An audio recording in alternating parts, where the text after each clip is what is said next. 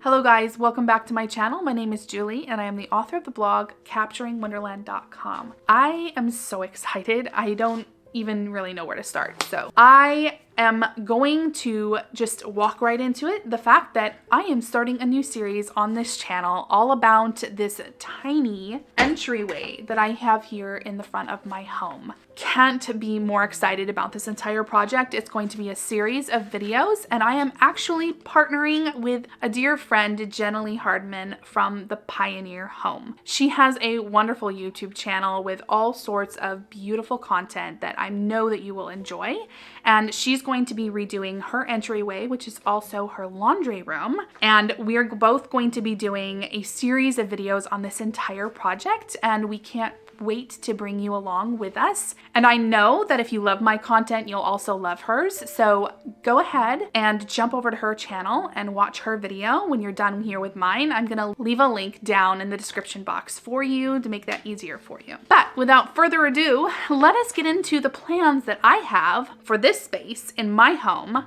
A super small space, so we're going to be talking about efficiency also, and the different ways that I am able to make the space function for a family of 7, even though it's super tiny. And at the end of the video, I'm going to go through the entire process of how I start envisioning and start from the vision and work all the way down to finishing the project. Let's jump straight into it. The projects that are coming up for this makeover include painting the tile, guys. Yes, I'm finally gonna do it. I'm so excited that I'm getting to try out the process on a smaller patch of tile. I would have to say that this area is probably 4 foot by 6 foot maybe, so super small, perfect for a project that I've never done before and am slightly overwhelmed by the thought of it, but I have seen other people do it and they had great success. Mary from the White Cottage Co. actually painted her tile in her bathroom, which was one of my main inspirations for this. I wanted to do it before that, but seeing her do it and then seeing now years later after the fact and it's still holding up really beautifully has given me lots of hope. So I am actually looking at some of my inspirations I have found from all over the place. Magazines, books, some of my favorite decorating books. Also from Miss Mustard Seed. She painted her hardwood floor in her workroom, a checkered tile type thing, and I love that look. I think it's so classic and timeless, and so that's what I'm gonna try on this floor. A lighter color and a darker color in like a checkered pattern. I don't know how it's gonna work, but we're gonna try it out. Also, I'm gonna purchase a new rug to go on top of this ugly black one. This black one, while this black one does fulfill its purpose, it is super heavy duty and holds up really beautifully. It's not pretty. So I would like to put something pretty here that has a little bit of color in it. The second project that I'm going to be doing in this, and these are in no particular order, I'm still not 100% positive where I'll start. So I'm going to be replacing the trim. I actually ripped the trim off of this one door a while ago while I did the shiplap on this wall. And the reason why I didn't replace it is because the door frame for this door got damaged. We sold a couch a while ago, and when they were taking the couch out from the downstairs, they actually broke my door frame. So I'm going to try to repair that in some way. It may just, I don't even know. I don't know. I'm just gonna cover it up with trim. That's gonna be my plan until I can figure out an actual solution for the door frame. So brand new door frame, brand new trim around the doors, trim around the flooring, and I'm excited. It's gonna make it so pretty in here. Painting both of the doors. It's going to be that dark gray that I painted the outside. This was a sad attempt at painting the door because it was bright red and I absolutely hated it. It was bright red on the outside and white and filthy on the inside. So I'm going to be painting it that iron ore by Sherwin-Williams using door paint. And I tried chalk paint as an experiment and it really didn't work. It has scratched off in pretty much all the places. So door paint it is.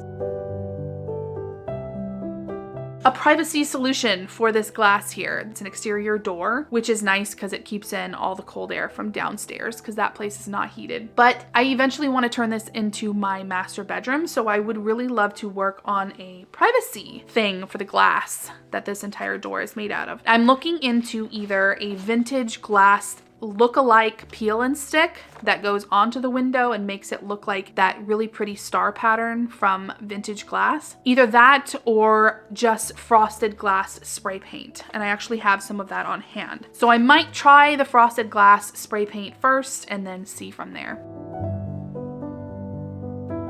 Wall treatment. You might say, well, why don't I just carry over the shiplap? And maybe that would have been an easier choice, but I feel like I want to try something new. And I've had this idea since finding out about this ingenious project from a friend of mine to use joint compound and painter's tape to create my own faux brick wall. So that's what I'm going to be trying in this space. That's my plan for the moment, is I'll be making this wall and this wall faux brick using joint compound. That's going to be interesting. Follow along for that video. We're going to see how that turns out. This dresser. I love this dresser, not getting rid of it, but it does need a makeover terribly. When I first purchased it, it was in pretty bad shape. I had to do quite a few repairs. And so because I had to use Bondo on it, I decided to just paint it. And now I'm thinking to myself, I wonder if it was as bad as I thought back then. And I'm gonna try to strip it down and see if I can just leave parts of it wood like I did with the antique server. Because if I can, I would really love that, to bring in some nice warm wood tones into this space, and then paint some of it that dark iron ore color to bring in some of that moody feel to the space. Because while I love the entire area looking light and airy and having that natural light just bounce off of everything and make my home just feel so, I don't know, so full of life all the time. I love natural light. I do really love the moody looks. So I'm trying to bring in some of them slowly so that I'm not like overwhelming myself. Wall decor / art and a mirror makeover. I don't think this mirror is staying here. It's always kind of weird because I have this detail up here on the dresser, and so trying to put a mirror there, I don't know. It just always looks weird. But I do have a mirror that I purchased at a thrift store for $5 that is painted, and I'm gonna strip the paint off of it and refinish the mirror. So I'm excited about that, and I'm thinking that that mirror is going to look beautiful in this space right here.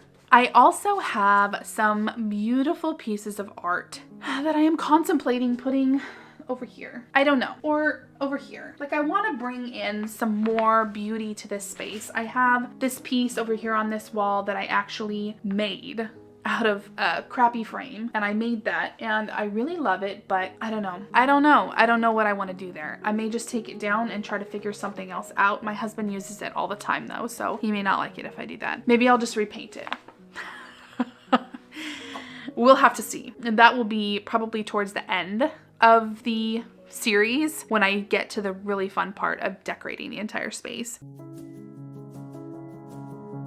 I also have a wardrobe over here that was a trade-off from my parents, and this is more of a, I would have to say, art deco style. So really not in my style, I wouldn't say. It's more towards mid-century than it is toward the more Victorian ornate type of look. So I'm gonna try to change that. I don't want to paint it all. No, I don't. I'm gonna refinish the wood on most of it, but I'm thinking that the door frame, like the door itself, is going to be painted. And then I'm actually going to build a topper for on top of the door to give it a more elegant curve shape at the top to make it look faux Victorian, because that is the look that I love personally. And I'm also going to be adding legs. I purchased these a while back on Amazon, and I am just going to use them. I have to create a base for it, and then I'm going to put these gorgeous legs on this piece of furniture, and I'm gonna make it fit into my home, you know? Like, you know, Cinderella's stepsister with the shoe. I'll make it fit. I'll make it work here. And that's actually one way that I save a lot of money. Don't just throw out pieces of furniture or get rid of them just because you've, you know, changed styles a little bit. Just try to work outside of the box and think of ways that you can make something that you already own work for you. And so that's what this project is gonna be all about. and I'm so excited about it. I've had these legs for several months because I knew that I wanted to do this project, but since the wardrobe is kind of a part of the whole system of this entryway, I figured I would add it in. Okay, and the very last part of this makeover project is going to be the light. I bought a vintage light at a garage sale a couple of months ago for $3, and it is absolutely beautiful. It's exactly my style. It is ornate and the glass is just beautiful. I'm gonna show it to you. Hold on a second. It is fancy.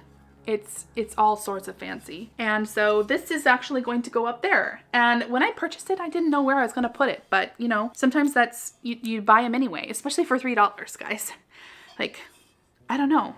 I'll carry it with me to my next house if I have to. It's just so beautiful. I couldn't leave it behind. So I'm so glad and grateful that I have had that epiphany about being able to use it in this space. Ooh, that looks cool too. Dude, that would make a really cool lamp. If I find any more of these, I'm gonna have to buy them just to try to make them into lamps. That would be really cool. Off subject. But also, what I'm going to do underneath that light is I'm going to be installing my very first ceiling medallion. I'm so excited, guys. You all know, if you have watched me for a while, that ceiling medallions are on one of my lists, and I did a video all about ways to add charm to build a great home, and ceiling medallions was definitely on that list, and I want to start incorporating them more and more. And they're actually very inexpensive. If you're buying the plaster ones, they're much higher priced, probably, you know, between $50 and $100, depending on the size that you get. However, you can buy plastic versions of them for really cheap. The one that I want is a little over $13 on Amazon, and it'll be in the post and the video when I get to that project, but it's beautiful and it looks easy to install, and it's going to add so much character to this ceiling. It's crazy. It's going to look absolutely gorgeous, and it will elevate this space. You just watch. So those are the projects that I am planning. So go ahead and make sure to come back for all of that stuff. And now I wanted to talk to you a little bit about the entire process of how I go about designing, getting a vision for a room, and then all the way from the vision to execution. The first thing that you need to do when you are saying to yourself, I really want to do a makeover on this room, is to figure out your budget. That should be the absolute number one step. How much money do you have to spend? Because I mean, I could go crazy if I had the money for it, right? Like even in a small space like this entryway, I could go absolutely crazy with the project ideas or the amount of money that I want to spend on it. But I don't have a ton of money to spend on it. So I have to figure out how much I can spend so that I can say yes and no to each project as I decide on it. When you're decorating on a budget, it is typically the first item to consider before action actually happens. So it isn't a go to the store and just buy everything you need at once. That's not how that works. It's more of a slow gather and curating. So many of the things, like I've been picking up pieces here and there that I had a design or a thought in mind for it. You can pick up pieces as you see them, and it's a process. And that's when having a design plan for your rooms comes in actually really handy.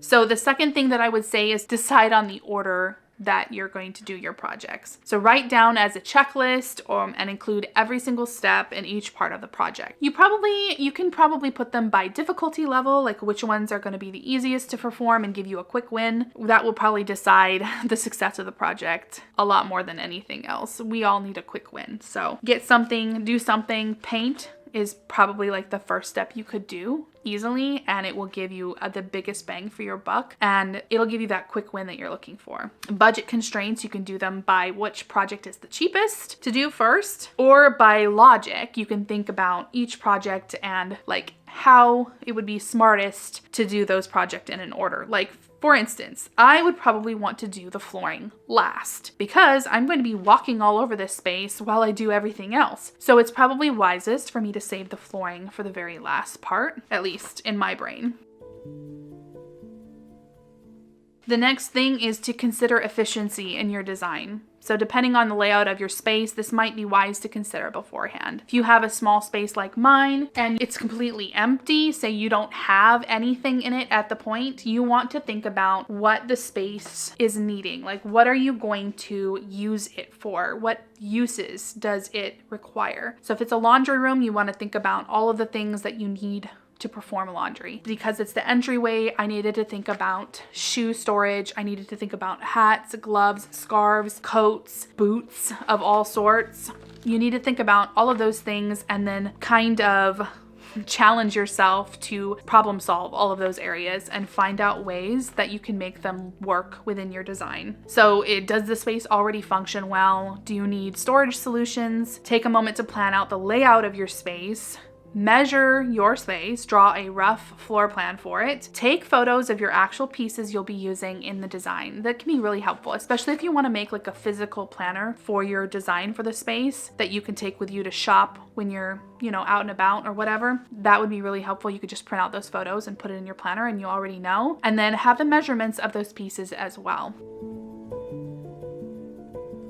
The next step would be to choose a color scheme. Gather all of your inspiration, like all of them. You could make a mood board on Pinterest, and then typically speaking, I would have to say, and I have seen this truthfully with myself as well, when you go back into it, you can start to see a pattern. Like obviously the things that I like are typically with bright white walls and they're very light and airy, but then they have the darker elements in them as well. They're dark wood or dark colors in the accessories, anything like that. So there is a rule of thirds. Decide on your focal point, what color is that going to be, and then you could put that color 2 more times in the space to try to create a more cohesive look. So for example, if I paint this dresser dark gray, it can be helpful to also add in like dark gray into the rug or dark gray into a piece of art that I put into the space as well. And that just helps it look like a very cohesive design, like you actually know what you're doing, which I don't half the time. I'm just like, this looks good, nah, stick it there. So deciding on a color scheme can feel tricky, especially with paint colors. For me, it always feels like I'm trying out paint colors and then I don't like them. Which is why I chose to keep my walls white, because I get sick and tired of repainting things. Paint color swatches, Pinterest color schemes, or even purchasing color schemes off of Etsy. Decide on the feel or the mood that you want for the room that you're working in. I like white walls, like I said, because this allows me to play around a lot more with the decor that I put into it or the other accentuating pieces like rugs. I can go crazy with a rug and it won't overwhelm the space, even in a small space, because I'm keeping most of the other things on like a neutral palette. So if you have the ability, look into a focal wall with like wallpaper. I mean, that would be absolutely wonderful. There is this really cool app, and I wanted to mention it to you guys, called Benjamin Moore Color Portfolio app. And you can actually use it to see colors on your wall before you purchase them. So download the app and then you literally can put your phone up and hit whatever color you want on there, and it will like fake paint your walls in the app on there. And then you look and you see exactly what that color would look like in your room. It's kind of like magic. I'm not gonna lie. Now, before you start buying things for your space, you wanna figure out what your targeted design style is. Are you wanting to keep it farmhouse, French country, old world, European, Scandinavian, or mid-century modern, grand millennial, or cottagecore are some examples. There's also like industrial and obviously way more than that. I just can't think of them. Oh, modern farmhouse. There's lots of design styles out there and some of them kind of overlap. I feel like I am very, very much in between farmhouse, cottage, French country, and old world European. Like I kind of gather from all of those because I think that there are elements in all of them that are absolutely beautiful. So I'm not sure where I actually land, but I try to take from all of those because I love it. So designing a mood board, which is super helpful for you, especially if you're like overwhelmed with your options and you don't really know what your style is. Get inspiration from Instagram, Pinterest, books, magazines, even television shows. I watch a lot of shows on the Magnolia Network on Discovery Plus, and I absolutely love their shows there. And I watched one recently where it is this couple that they are designers and they do lots of renovations and designing for clients, but they are taking a 100-and-something-year-old farmhouse and redoing it themselves. And they have a really beautiful style, and I was finding myself very inspired by it. So you can get inspiration from pretty much anywhere, but particularly on Instagram, you can bookmark things, or I like to take screenshots is my favorite. And then I just put them together in a big old file, and I will scroll through them when I'm looking for inspiration for something. But on Pinterest, you can create a board specifically for the room that you're wanting to design and create that digital board, pin literally everything that you absolutely love. It doesn't have to be the whole picture. It can literally be one thing out of the entire picture. I do that a lot where I will save a piece of a picture because of one little thing in it. Like say it's a piece of furniture that I loved how it looked in that space, or maybe it's a paint color, maybe it's a rug, maybe it's the tile floor. You're getting what I'm saying here. So pin it all. It doesn't really matter. Maybe it's texture or wall art, wall color, or just the feel of the room. Like you like it as a whole. That can be okay too. Later on, when you decide on projects you're going to tackle, go in and edit this board to very specific parts of that room. So for flooring, for instance, you would just create a category for flooring, and then you would pin all of the pins that you specifically loved the flooring in to that section and kind of narrow it down a little bit. You might start to see patterns. I would have to guarantee that you'll start to see a pattern in there. And then you can also create mood vision board on Canva, which is what I did. And I really liked the process. You can play around with it a lot in a really fun ways. You just save the pictures from Pinterest or wherever, and then you can just drag and drop them into Canva and use them that way. You can also create an actual physical vision journal. When you are shopping or whatever, you can create a journal for the space. So I would start in a journal by mapping out your area, measuring it and putting that measurements on there, and then just kind of doing a rough sketch of the room so that you kind of get a feel for what will work in the layout. And just go from there. You can tape pictures of inspiration pieces or pieces that you already own, or maybe you own pieces and you want to do a makeover on them with an inspiration piece. You can do that too. And just kind of gather things. And then you can keep that book with you. And when you are out shopping, you automatically have all of that information right there for you. Measurements of things that you need or things that you're looking for. All of that information is great to have when you are planning out a room makeover. And so there we go, guys. That's all of my advice. I hope I did not tuck your ear off, because this kind of excites me and I cannot wait to get into it. I'm actually going to start buying materials for it. I already have the floor paint. I bought that a long time ago. And I do have some wall paint, but I'm going to go and buy the wood for the trim. And also the trim for my daughter's bedroom, lest we forget. I am still working on that. And yes, I'm still dedicated to finishing it. I'm just taking on multiple projects at the same time because that's kind of what I do. I get bored easily, so I like to switch between things. So lots of great stuff coming. I cannot wait to share it with you, and I hope that you decide to come back. And don't forget to like the video and subscribe if this is content that appeals to you. Share it with any friends you think would enjoy it as well. And do not forget to check out the Pioneer Home on YouTube and tell her that I said hi. Bye guys. I'll talk to you in the next one.